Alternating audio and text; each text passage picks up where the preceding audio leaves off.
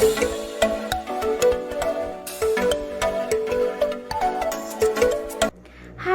Assalamualaikum warahmatullahi wabarakatuh. Apa kabar Ananda semua? Semoga selalu sehat ya dan tetap semangat mengikuti pembelajaran Bahasa Indonesia kelas 8. Dan kali ini kita akan membahas tentang teks puisi, pengertian puisi, jenis-jenis puisi, ciri-ciri puisi, unsur-unsur puisi. Oke Ananda semua, mari kita simak materi berikut ini. Pengertian puisi. Puisi adalah karya sastra dengan bahasa yang dipadatkan, dipersingkat dan diberi rima yang padu, dan pemilihan kata-kata kias atau imajinatif. Puisi merupakan hasil karya sastra yang disusun dengan menggunakan kata-kata sederhana yang imajinatif sesuai dengan struktur fisik dan batin.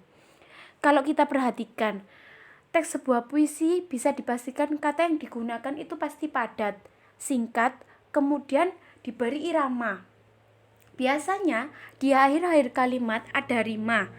Kalau dibacakan menimbulkan bunyi yang padu. Itulah yang disebut dengan puisi. Selanjutnya adalah ciri-ciri puisi. Menggunakan bahasa yang padat. Dimanapun Ananda membaca puisi, pasti puisi yang digunakan adalah padat dan singkat. Yang kedua adalah memperhatikan diksi. Diksi adalah pilihan kata. Biasanya ketika kita membaca sebuah puisi, pasti kata yang digunakan adalah kata-kata yang indah atau yang disebut dengan estetika. Mempunyai daya imajinatif dan figuratif.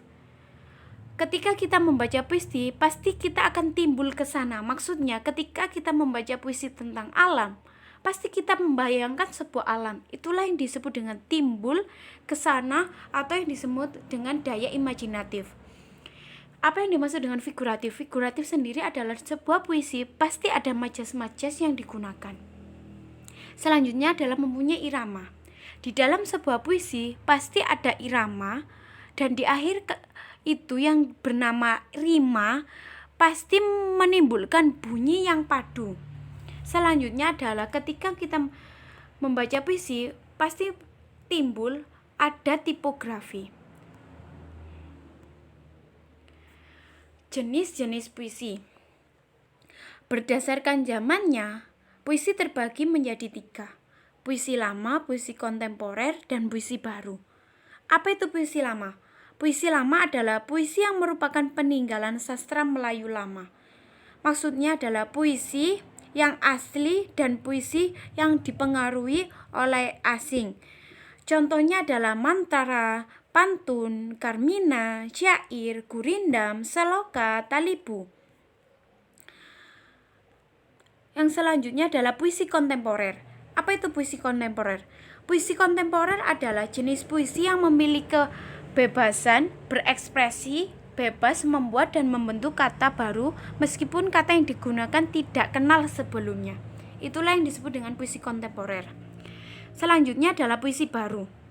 Puisi baru adalah puisi yang lahir pada tahun 20-an, yang merupakan puisi yang sudah tidak terikat oleh aturan, berbeda dengan puisi lama. Jadi, puisi baru itu memiliki bentuk yang lebih bebas dibandingkan puisi yang lama, baik dari jumlah baris, jumlah kata, ataupun rima. Selanjutnya adalah jenis puisi berdasarkan isi. Puisi naratif. Puisi naratif adalah bentuk puisi yang menceritakan sebuah cerita, seringkali menggunakan suatu narator atau karakter. Keseluruhan cerita biasanya ditulis dalam syair. Selanjutnya adalah puisi lirik. Puisi lirik sendiri adalah puisi yang mengekspresikan perasaan emosional dan personal. Selanjutnya adalah puisi deskriptif. Puisi deskriptif adalah puisi yang bertindak sebagai pemberi kesan terhadap keadaan atau peristiwa benda dan suasana yang dipandang menarik perhatiannya. Kembali lagi ke puisi naratif tadi ya Nanda. Yang termasuk dalam puisi naratif adalah balada. Apa itu puisi balada? Puisi balada adalah puisi yang berisi cerita atau kisah yang mengharukan. Contohnya adalah kisah perjuangan seorang ayah yang tak lelah mencari nafkah untuk keluarganya. Itu kisah yang mengharukan. Selanjutnya adalah puisi yang dalam lirik, yaitu puisi elegi. Puisi elegi adalah puisi yang berisi ratapan dan ungkapan rasa pedih dan kedukaan seseorang. Contohnya adalah kepergian sang ibu tercinta, kepergian sang nenek tercinta. Selanjutnya yang ke dalam puisi deskriptif adalah satire. Puisi satire adalah puisi yang digunakan dalam deskriptif tentang kritik-kritik sosial yang berhubungan dengan kritik sosial. Selanjutnya adalah unsur-unsur pembangun puisi. Yang pertama adalah unsur fisik. Di dalam unsur-unsur fisik ada diksi. Diksi atau pilihan kata. Dalam menciptakan sebuah puisi, penyair mempunyai tujuan yang hendak disampaikan kepada pembaca melalui puisinya. Jadi, di dalam unsur fisik ini, sebuah penyair memiliki puisi yang disampaikan kepada pembaca. Yang kedua adalah pengimajian atau imaji. Semua penyair ingin menyuguhkan pengalaman batin yang pernah dialami kepada para pembacanya melalui karyanya. Jadi yang dimaksud imaji adalah penyair ini ingin sekali memberikan karyanya kepada para pembaca tentang batin yang telah dia rasa. Kata konkret. Untuk membangkitkan imaji pembaca, maka kata-kata harus diperkonkretkan. Maksudnya bahwa kata-kata itu dapat mengarah pada arti secara keseluruhan. Selanjutnya adalah bahasa yang digunakan bahasa figuratif. Penyair menggunakan bahasa yang bersusun-susun atau berfigura sehingga disebut bahasa figuratif, yang menyebabkan memancarkan banyak makna atau kaya akan makna. Selanjutnya adalah rima. Rima adalah pengulangan bunyi dalam puisi untuk membentuk musikalisasi atau orkestrasi sehingga puisi menjadi menarik untuk dibaca. Tipografi, salah satu ciri yang membedakan puisi dengan karya sastra lain pada bentuk tulisannya atau tata wajah. Melalui indera mata tampak bahwa puisi tersusun atas kata-kata yang membuat larik-larik puisi.